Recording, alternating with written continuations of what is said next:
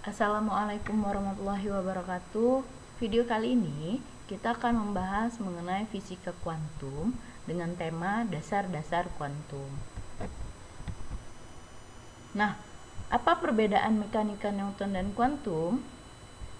Perbedaannya ada beberapa hal. Dalam mekanika Newton atau nanti disebut sebagai mekanika klasik, kedudukan awal dari suatu keadaan dapat ditentukan dengan pasti. Yang kedua, momentum awal dapat dihitung dan dapat dinilai. 3. Gaya-gaya beraksi padanya bisa ditentukan. 4. Kuantitas teramati dengan teliti. 5. Keadaan awal dan akhir dapat ditentukan dengan teliti, sehingga formulasinya selalu tepat. Sedangkan pada mekanika kuantum, terdapat kuantitas dapat teramati. Kuantitas teramati bersifat berbeda dengan atomik. Kedudukan dan momentum awal tidak dapat diperoleh dengan ketelitian yang cukup, sehingga formulasinya akan sering muncul ketidakpastian. Selanjutnya, perbedaan antara fisika klasik dan kuantum dapat dipandang dari dua sisi, yaitu formulasi dan pengamatan. Dalam fisika klasik kita mengingat sigma F sama dengan M kali d kuadrat X dt kuadrat sama dengan dp dt, di mana ini merupakan rumus dasar dari hukum Newton, F sama dengan M kali A. Sedangkan dengan solusi berupa ruangan fasa vektor R dan vektor P. R itu menunjukkan posisi, P menunjukkan momentum.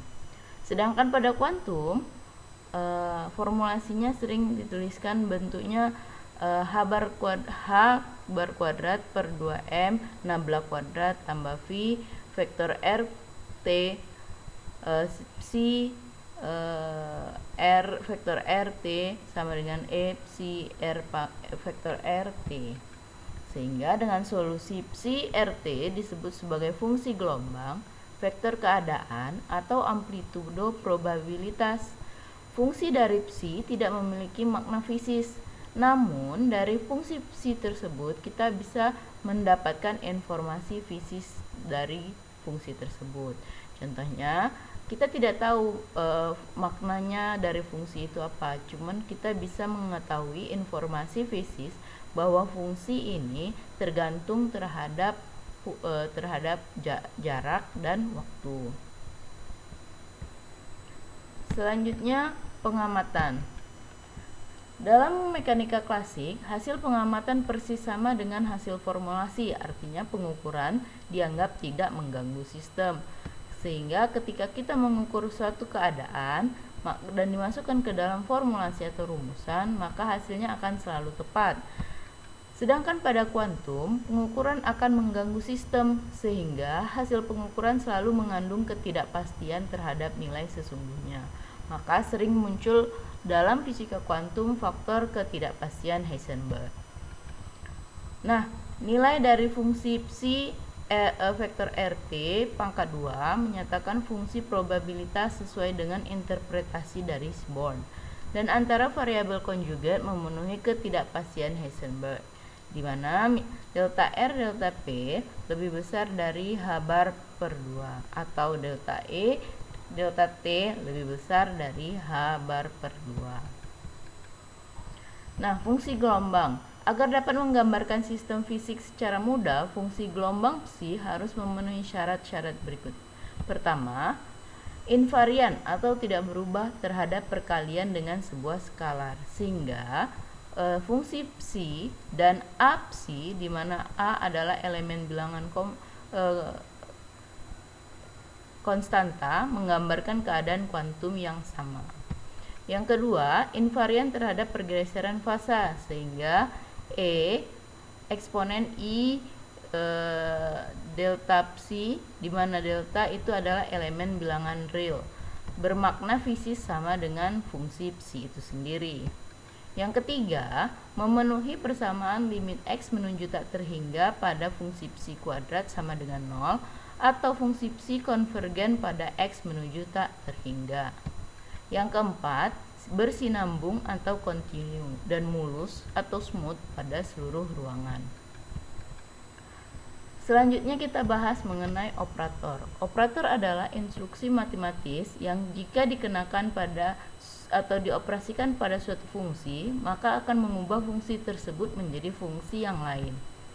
Nah, besaran-besaran fisis diperoleh dengan menerapkan operator-operator kepada fungsi gelombang psi. Operator bekerja secara serial kepada fungsi gelombang sehingga menghasilkan observable fisis. Contoh, operator fisis dan momentum masing-masing dinyatakan sebagai berikut. Operator X sama dengan X, operator P sama dengan min I H bar nabla, vektor nabla, atau dalam satu dimensi, operator P sama dengan min I H bar do X. Bekerjanya kedua operator tersebut kepada fungsi psi menghasilkan persamaan seperti ini. Operator P operator X psi X sama dengan min I H bar psi tambah X do psi do T. Jika dituliskan lagi, operator X operator P psi X sama dengan min I H bar X do psi do X. Selisih kedua persamaan tersebut adalah operator P operator X dikurang operator X operator P psi X sama dengan min I H bar psi X, sehingga diperoleh hubungan komunitas bahwa operator P operator X sama dengan min I H bar, dengan operator A operator B sama dengan operator A operator B kurang operator B operator A. Nilai rata-rata dari suatu observer dapat dinyatakan oleh dari persamaan operator tadi di atas. Kita bisa menuliskan nilai observer rata-ratanya A sama dengan integral dari min tak terhingga sampai tak terhingga psi bar X operator A psi X dx, atau nanti misalnya nilai rata-rata operator momentum pada ruangan waktu dituliskan dengan momentum sama dengan integral min tak terhingga sampai tak terhingga psi X min IH do X psi X dx, atau dalam ruangan momentum dituliskan juga seperti ini. Sifat-sifat operator, ini ada beberapa sifat operator yang saya tuliskan, tidak semuanya. Operator A, B sama dengan operator BA, B kurang operator BA, sehingga sama dengan min operator BA. Operator A alfa sama dengan 0, dengan alfa merupakan bilangan kompleks. Operator A, B, A, alfa A, operator A, B sama dengan alfa, operator A, operator B, dan seterusnya bisa diamati.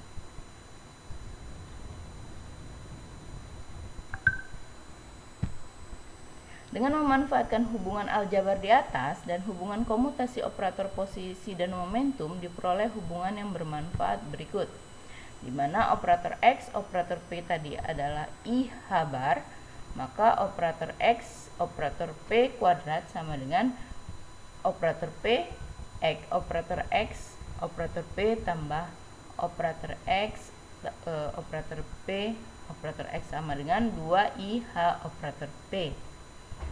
Dan begitu juga pada operator X, operator P pangkat 3. Berdasarkan hubungan di atas, diperoleh hubungan yang lebih umum berupa operator X, operator P pangkat N itu sama dengan IH D operator N, operator P pangkat N per D operator P.